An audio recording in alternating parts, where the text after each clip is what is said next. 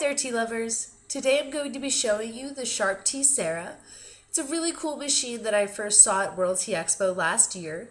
It actually grinds tea leaves into a fine powder like matcha, and then also whisks it with water for you. So it's kind of an all-in-one stop. I thought it was pretty cool. The kind folks at Sharp loaned it to me for a month so that I could share it with all of you. So let's get started. Lighting in my apartment is not the greatest, so hopefully you guys can see this okay. So the front of your Tea-Ceré here has two functions.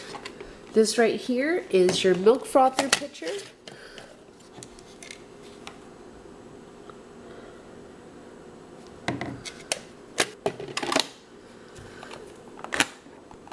And this is your matcha grinder.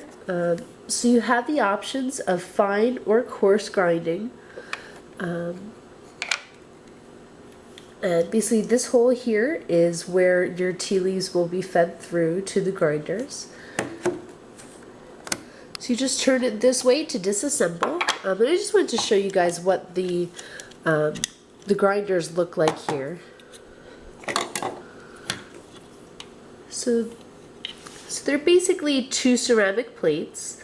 Sort of a miniature version of what you would see in Japan, you know, with a traditional stone tea grinder. They just fit together like that. So your bottom stone goes in first.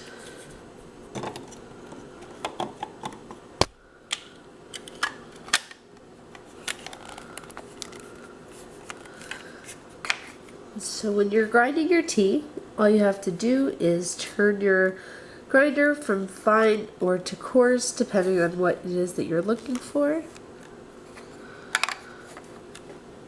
So that just snaps right in there. Now looking at the back of the Tea-Ceré, this here is the water reservoir. So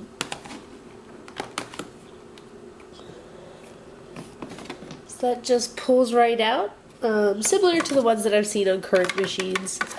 It holds up to 4 cups of water.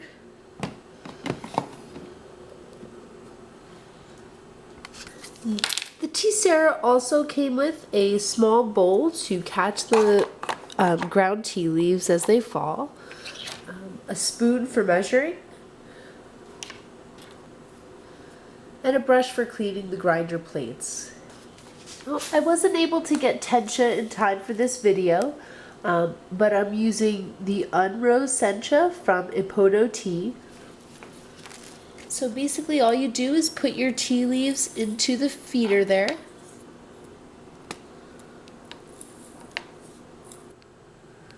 And so the top of the Tea-Ceré has several buttons here.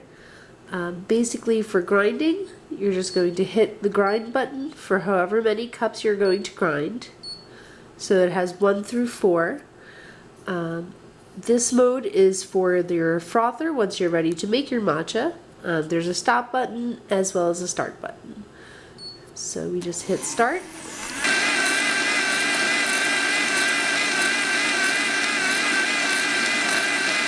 So grinding up the leaves took about 5 minutes. As you can see, it's a very fine powder, very similar to what you would find with a traditionally made matcha. So now that we've made our matcha, it's time to drink it. There's a little door here on the frothing chamber where you just put your matcha right in there. I'm going to make 2 cups of tea right now.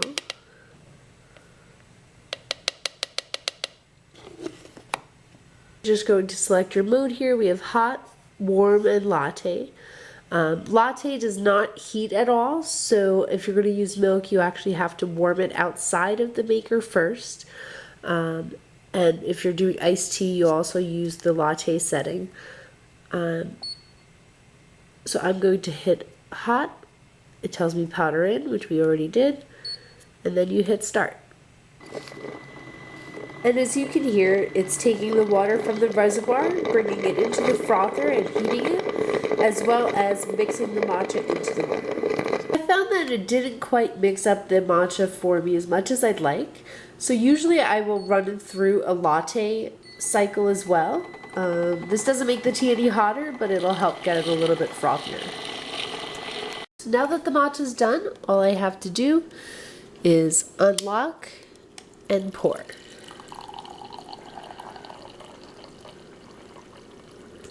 So that's what the finished product looks like. I do wish that it got it a little bit frothier, but it's not a deal breaker for me. So what's the verdict?